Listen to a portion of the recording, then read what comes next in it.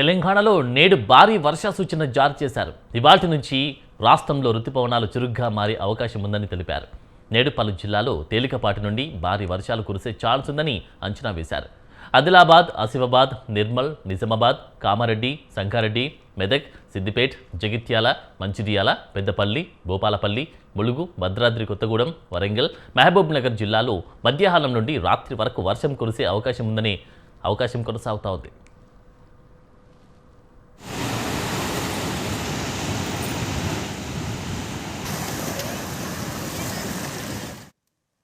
తెలంగాణలో తేలికపాటి నుండి మధ్యస్థంగా వర్షాలు కురిసే ఛాన్స్ ఉందని తెలిపారు. హైదరాబాద్లోనూ మధ్యాహ్నం నుండి రాత్రి వరకు తేలికపాటి నుండి మధ్యస్థంగా వర్షం కురిసే అవకాశం ఉందని వాతావరణ శాఖ అంచనా వేసింది. ఇక ఇప్పటికే తెలంగాణలో గత కొద్ది రోజులుగా వర్షాలు కురుస్తున్నాయి. దీంతో భద్రాచలం, గోదావరికి స్వల్పంగా వరద పెరుగుతున్నట్లు అధికారులు వెల్లడించారు.